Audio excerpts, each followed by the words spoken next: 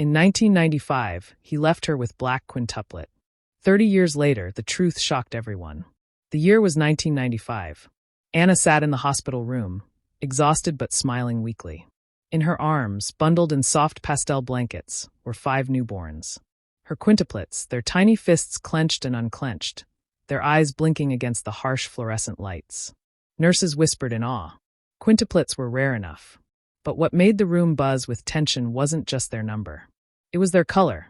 Anna's skin was pale, her hair a natural blonde, and her boyfriend Richard was a respected businessman from a prominent white family. Yet the baby she had just delivered had unmistakably darker skin. The whispers outside the delivery room grew louder. How is this possible?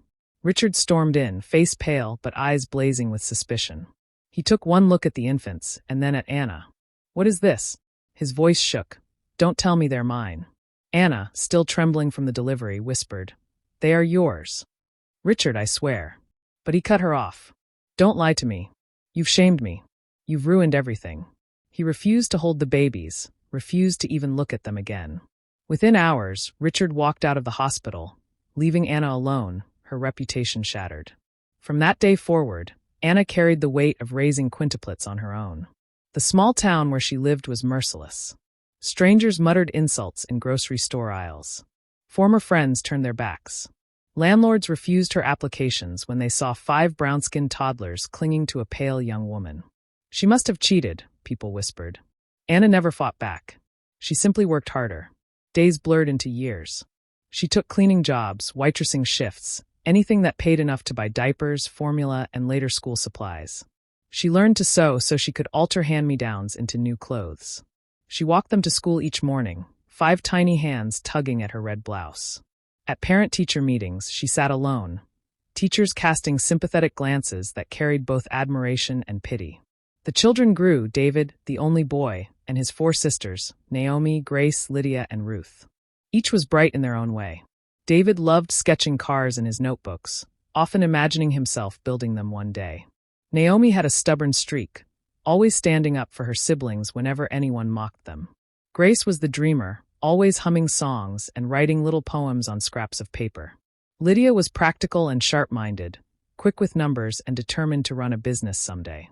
And Ruth, the youngest, was shy, often clutching Anna's hand as though afraid the world might steal her away. Yet no matter how unique they were, society lumped them together. The black quintuplets with the white mother. Bullies mocked them. Neighbors whispered. Once when they were about 10, David asked Anna why their father hated them. Anna's heart broke. She knelt down, brushed a tear from his cheek, and whispered, Because he didn't understand love the way you do. That's his failure, not yours. By the time they were teenagers, the challenges grew sharper. Naomi, fiery and outspoken, clashed with authority. Grace found solace in music, often singing at school events where her voice moved audiences to tears. Lydia excelled in math competitions and talked about one day opening her own company. Ruth retreated into painting, filling canvases with colors that spoke her pain. And David, the eldest, carried the invisible burden of being the man of the house. He grew resentful, demanding answers Anna couldn't give. At night, Anna lay awake, replaying Richard's last words to her. Don't lie to me. For 30 years, she had carried the accusation, the shame, and the responsibility. She never remarried. She never told her children the full story of the night they were born. She only promised them one thing, that they were wanted, and that their lives mattered more than her own pride. When the quintuplets turned 18, they threw Anna a birthday celebration instead of themselves. For everything you gave up, David said in his speech. Today it's about you, Mom. Tears streaked down her cheeks as 5 pairs of hands wrapped around her shoulders. For the first time in decades, she felt seen, not as a disgraced woman abandoned in 1995, but as the mother who had fought for them against every odd. Years passed swiftly after that. The children became adults, carving their own paths in the world. Still, the wound of their absent father lingered, and though Anna tried to bury the truth, she knew it was only a matter of time before it resurfaced. 30 years had passed since that night in 1995, when Richard had stormed out of the hospital. The quintuplets were now adults, each carving a place in the world with pride and resilience. David, the eldest, had become an architect known for designing affordable housing projects that transformed struggling neighborhoods. Naomi, stubborn as ever, was now a lawyer specializing in civil rights, never hesitating to raise her voice against injustice. Grace had turned her passion for music into a career, recording soulful tracks that gained a loyal following. Lydia, sharp with numbers, now ran her own business consultancy guiding young entrepreneurs. And Ruth, once the surest, had blossomed into a painter whose exhibitions drew critical acclaim. From the outside, they looked like a miracle family. 5 siblings who had beaten the odds, a mother who had raised them alone. But beneath the surface, scars lingered. No matter how far they had come, whispers about their origins still followed them. Strangers speculated, old classmates gossiped, and some in the community, unable to let go of decades-old prejudice, still mocked them. It came to a head one evening when Grace was invited to perform at a cultural event in their hometown. The hall was packed. Family, friends, and locals, including some who had watched Anna raise her children with skepticism and cruelty. Grace stepped onto the stage, dressed in a flowing gown, her voice trembling as she introduced her song. But before she could sing, a man's sneer rang out from the crowd. Funny how talent runs in families, if you even know who your father is. Laughter rippled through a section of the audience. Grace froze, her eyes shimmering with tears. Years of mockery, years of whispered insults, all came crashing back at the worst possible moment. Anna, sitting in the front row, saw her daughter's composure crumble.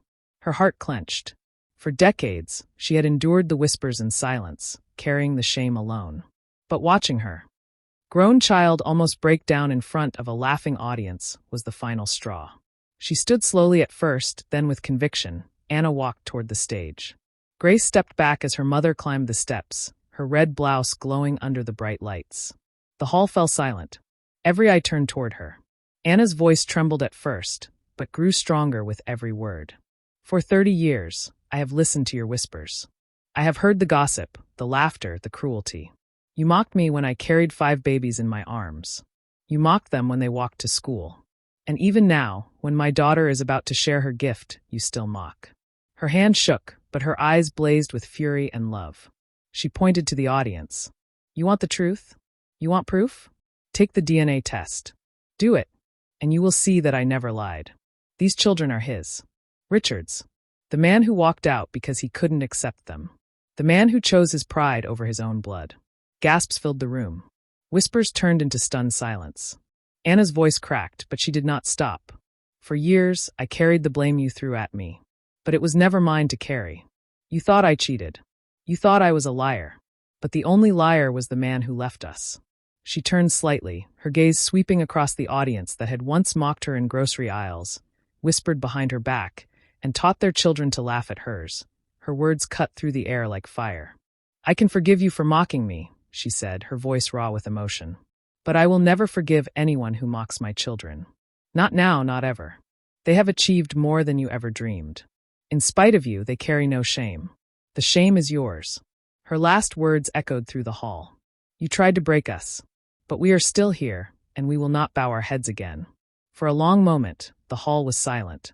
Then slowly, someone began to clap. It spread, rising until the room thundered with applause. Grace wiped her tears, lifted the microphone, and began to sing. Her voice trembled at first, but soon soared, powerful and unbroken. On the side of the stage, Anna stood tall, her chest heaving with emotion. For the first time in 3 decades, the burden she had carried since 1995 slipped from her shoulders. She had spoken the truth. She had defended her children. And no matter what came next, they all knew one thing. The truth could no longer be mocked. If you enjoyed this story, don't forget to give it a thumbs up and hit that subscribe button for more emotional, dramatic, and unexpected tales. And let us know in the comments where in the world are you watching from. We love hearing from all of you. Until next time, stay kind, stay curious, and keep watching.